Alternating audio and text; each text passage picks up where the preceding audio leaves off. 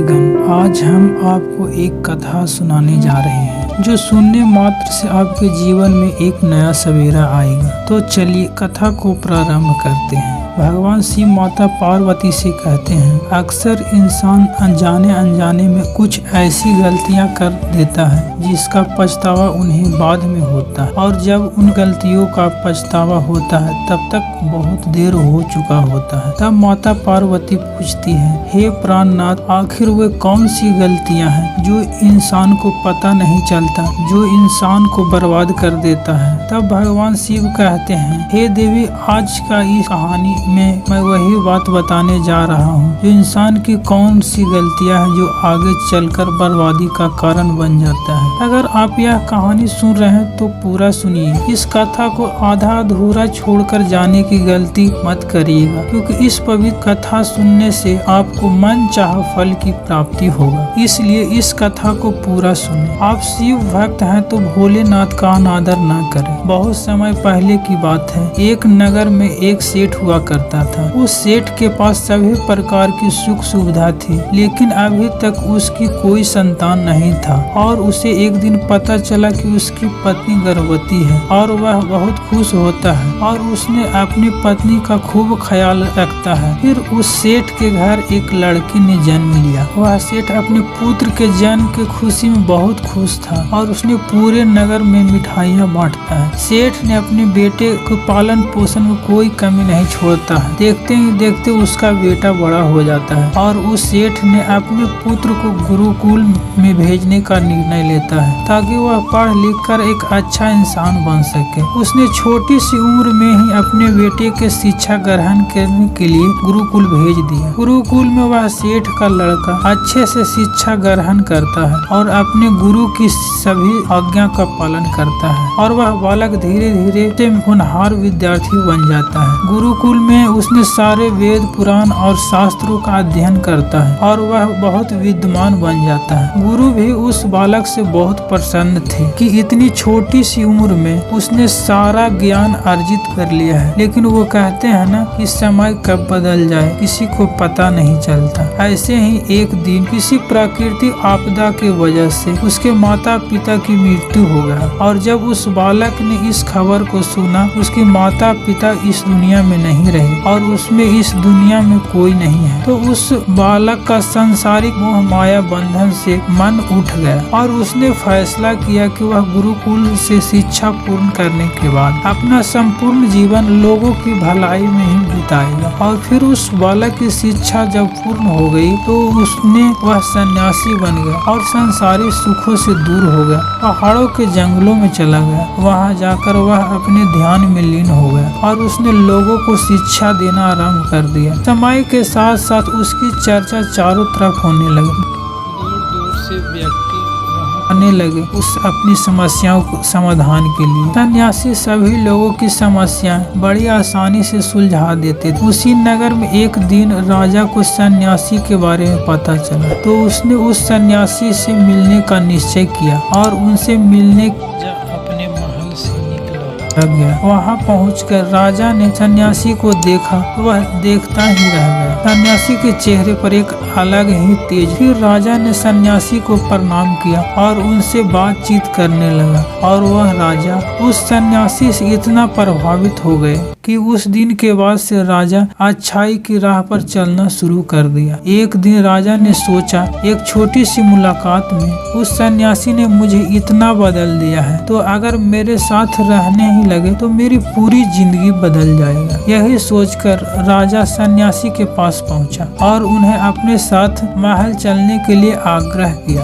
राजा के आग्रह सुनकर सन्यासी मना नहीं कर पाया और वह सन्यासी राजमहल में चलने को तैयार हो गया। राजमहल पहुंचने सन्यासी को सत्कार किया और उसके बाद राजा ने सन्यासी को एक शाही कमरे में भोजन कराया। भोजन के बाद सन्यासी ने राजा को धन्यवाद दिया और वापस जाने की आज्ञा मांगी। यह सुनकर राजा ने कहा, आप हमारे महल में जब तक चाहें तब तक रह सकते हैं। आपका यहाँ पर किसी भी प्रकार का कोई असुविधा नहीं होगा। आप यहाँ रहेंगे तो हमें भी अच्छा लगेगा। ये बात सुनकर सन्यासी ने राजा का प्रस्ताव स्वीकार कर लिया और उसके बाद राजा ने सेवकों से कहा कि सन्यासी महाराज के लिए बगीचे में रहने और खाने और हर सुख सुविधा वस्तु का प्रबंध किया जाए। फिर राजा की आज्ञा के अनुसार सेवकों ने एक सुंदर से कुटिया का निर्माण किया। उसके बाद वह सन्यासी कुटिया में ही रहने लगे। अब वह उस कुटिया में रहते रहते सन्यासी को कई साल बीत गए। इस दौरान राजा ने उसकी खूब सेवा की। लेकिन कई सालों के बाद जब एक दिन राजा और रानी को जरूरी काम से दूसरे राज्य में जाना पड़ा, लेकिन राजा ने एक सेवादार को सन्यासी की सेवा के लिए नियुक्त कर दिया। लेकिन अगले ही दिन वह सेवादार बीमार पड़ गया और अपने घर चला गया। और कुछ दिनों बाद जब राजा वापस आया तो सन्यासी ने क्रोध में आकर राजा को खूब सुनाया और कहा, हे राजन, जो जिम्मेवारी पूरी नहीं कर सकते हो तो उठाते ही क्यों हो। तब राजा ने सन्यासी से क्षमा मांगते हुए कहा, हे गुरुदेव, यदि मुझे कुछ भूल हो गया हो तो मैं उसके लिए आपसे क्षमा मांगता हूँ। मुझे क्षमा कर दीजिए और आप अपना क्रोध शांत कर लीजिए और मुझे बताइए आखिर हुआ क्या है। उस सन्यासी ने कहा, तुम्हारे जाने के बाद मुझे यहाँ पर किसी ने भोजन नहीं दिया। मैं बहुत दिनों से भूखा रह रहा हूँ और यहाँ पर आकर किसी ने पूछा तक नहीं कि मैं किस हाल में हूँ। यह सुनकर राजा ने सन्यासी से क्षमा मांगा और कहा, हे महात्मा, आज के बाद ऐसी कोई गलती नहीं होगी। फिर कुछ समय बाद सन्यासी शांत हो गया। जब राजा और सन्यासी के बीच वार्तालाप हो रही थी, उसी समय रानी ने ये सब वार्तालाप सुन रही थी और सब कुछ देख रही थी। उसके बाद राजा ने कोई शिकायत का मौका नहीं दिया और सन्यासी की खूब सेवा की। लेकिन कुछ दिनों बाद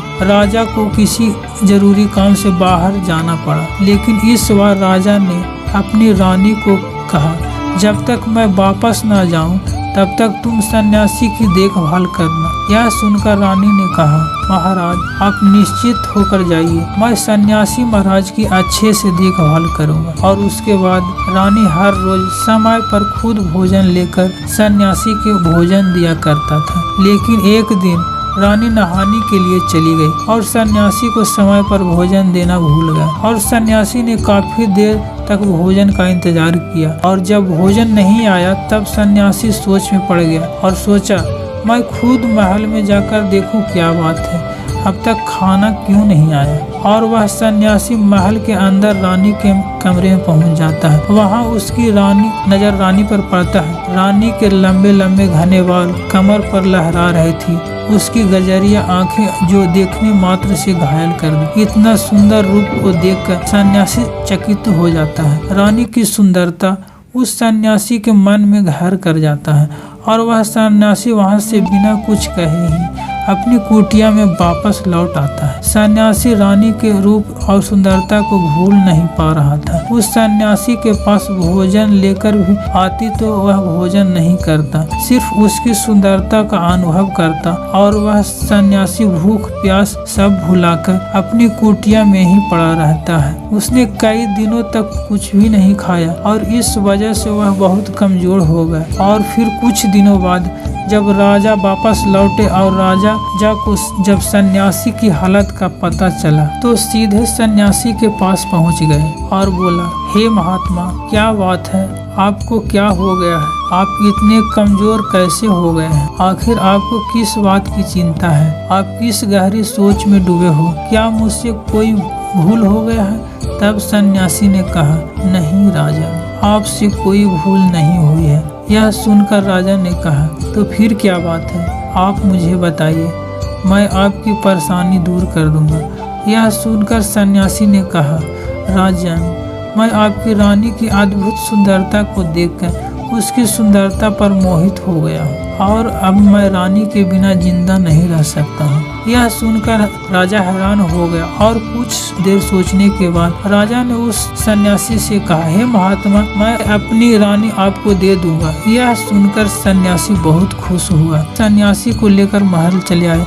जब राजा सन्यासी महल में आए तो रानी ने राजा से कहा, सन्यासी की मदद करनी चाहिए, यह बहुत कमजोर पड़ गए और मैं नहीं चाहता किसी ज्ञानी पुरुष की हत्या हो, का कलंक मेरे सर पे लगे। राजा की यह बात सुनकर रानी ने राजा से पूछा कि आखिर इनके दुख का कारण क्या है। तो राजा ने रानी से कहा, सन्यासी आपकी अद्भुत सुंदरता के दीवाने हो गए हैं। और ये बात सुनकर रानी ने कहा, राजन आप चिंता मत करिए, आप सब कुछ मेरे ऊपर छोड़ दीजिए। मुझे पता है कि अब मुझे क्या कर। आपके ऊपर न तो सन्यासी की हत्या का पाप लगेगा और न ही उससे मेरी पतिव्रता का नाश होगा। रानी की आवाज़ सुनकर राजा सन्यासी को रानी के हवाले कर दिया और उसके बाद सन्यासी रानी को देखकर कुटिया आ गया। तब रानी ने सन्यासी से कहा, हम झोपड़ी में नहीं रह सकते हैं। यह सन्यासी राजा के पास फिर गया और उनसे कहा, राजन हमें रहने के लिए घर चाहिए। फिर राजा ने उसके लिए एक घर का प्रबंध कर दिया। उसके बाद सन्यासी और रानी घर के अंदर आ गए और रानी नहा धोकर बिस्तर पर आ गए। वह सन्यासी भी बिस्तर पर आ गए। फिर उसके बाद रानी ने सन्यासी से कहा, क्या आपको पता है आप कौन हैं और आप अब क्या बन गए हैं? आप एक महान सन्यासी थे जिसके लिए राजा सारी जरूरत की वस्तुएं आपके लिए उपलब्ध करा दी। जिस सन्यासी के पास लोग दूर दूर से ज्ञान ग्रहण करने के लिए आते थे, जो लोगों को सत्य की राह दिखाया करते थे, आप लोगों की समस्याओं का समाधान करते थे। आपको सभी लोग एक गुरु मानते थे। आप सबको भगवान के रूप में पूजा करते थे। रानी की इस बात को सुनकर उस सन्यासी को एक झटका लगा और उससे महसूस हुआ कि वह एक सन्यासी है और वह ये सब क्या कर रहा है। वह ये सारी सुख सुविधाओं को छोड़कर शांति की तलाश में जंगलों में चला गया था। और जब सन्यासी को सद्बुद्धि आई तो वह जोर जोर से रोने लगा और रानी से कहने लगा, मुझे क्षमा कर दीजिए, महारानी ने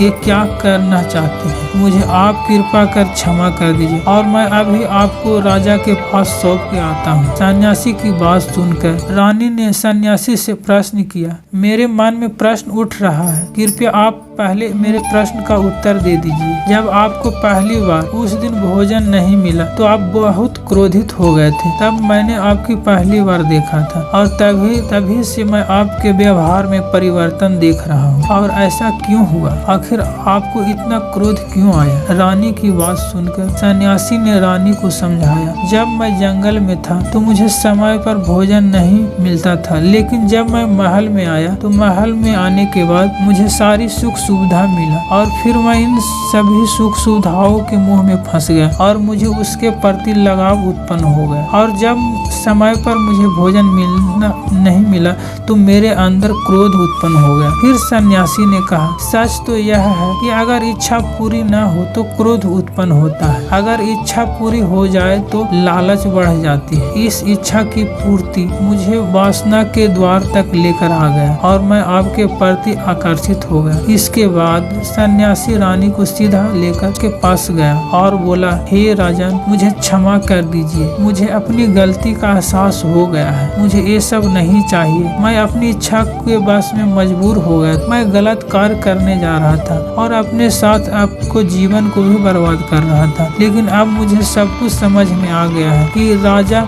मनुष्य का बर्बादी का कारण 4 आदतें बर्बाद के कारण होते हैं। दुनिया के हर एक व्यक्ति के अंदर ये 4 गुण होते हैं, लेकिन जो ये इन पर नियंत्रण पा लेता है वह दुख और परेशानी से बच जाता है और जो इन 4 गुणों पर नियंत्रित नहीं करता है वो बर्बाद होने के कगार पर पहुंच जाता है। फिर सन्यासी ने राजा को बताना शुरू किया कि मनुष्य को बर्बाद करने वाली सबसे पहली आदत है इच्छा ही दुनिया के लिए हर एक व्यक्ति के अंदर होता है। ये मनुष्य का पहला अवगुण होता है। जो व्यक्ति अपनी इच्छाओं को नियंत्रण में नहीं कर पाता है वे जीवन में किसी भी क्षेत्र में सफल नहीं हो पाता है, क्योंकि जैसे ही उसकी इच्छा पूरी होती है वह दूसरी इच्छा की ओर बढ़ने लगता है और जो दूसरी इच्छा पूरी होता है तो तीसरी इच्छा, उसके मन में इच्छा जागृत होता है। फिर ऐसा करते करते वह इन इच्छाओं पर नियंत्रित न होने के कारण एक दलदल में उलझा रहता है और दुखी रहता है। इसीलिए जब हम इच्छाओं पर नियंत्रण कर लेते हैं तो फिर हम हमारे मन पर भी नियंत्रण कर लेते हैं और जब हमारा मन हमारे पास होता है तो हमें सुख की प्राप्ति होता है। फिर जो हम चाहते हैं वही हमारे साथ होता है। फिर सन्यासी कहता है, दूसरी आदत है वासना। वासना का जन्म लेना पहले हमारे मन में उठने वाली इच्छा से ही होता है। जिस प्रकार इच्छा का कोई अंत नहीं होता और मनुष्य वासना के दलदल में फंसता चला जाता है और वासना से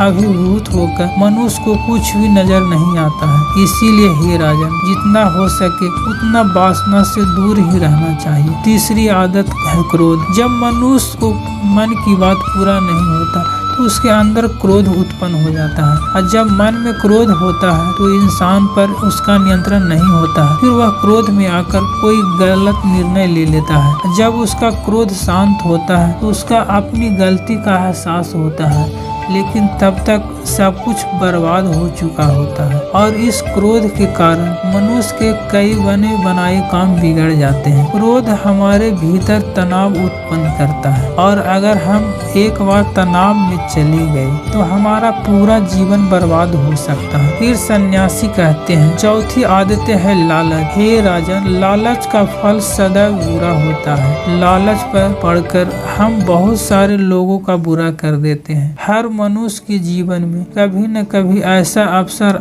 अवश्य आता है जो वह लालच कर बैठता है और अधिक पाने की लालसा में वो कुछ ऐसा कर बैठता है जिससे उसके पास भी गवा देता है। क्योंकि जैसे ही व्यक्ति की एक इच्छा पूरी होती है उसकी लालच और बढ़ जाता है और उसके मन में अधिक लालच जन्म लेने लगता है। लेकिन अगर हम समय रहते ही इस लालच को त्याग देते हैं और उसके चक्कर में न पड़े तो हम एक सफल व्यक्ति अवश्य बन सकते हैं। फिर सन्यासी ने राजा से कहता है, हे राजा, अगर मनुष्य इन 4 आदतों को छोड़ देता है तो उसके जीवन में कभी दुख नहीं आता और उसका पूरा जीवन सफल हो जाता है। लेकिन जो मनुष्य इन आदतों को नहीं छोड़ पाता है उसका पूरा जीवन बर्बाद हो जाता है। इसके बाद वह सन्यासी राजा के वापस जाने की आज्ञा लेते हैं और वहाँ से जंगल की ओर चले जाते हैं। फिर भगवान शिव इस कहानी को समाप्त करते हैं। इस वीडियो को बोलते समय कोई त्रुटि हो तो मैं क्षमा चाहता हूँ। उम्मीद है आप सभी को यह वीडियो अच्छा लगा होगा। अगर आप शिव के सच्चे भक्त हैं तो चैनल को सब्सक्राइब और वीडियो को लाइक करके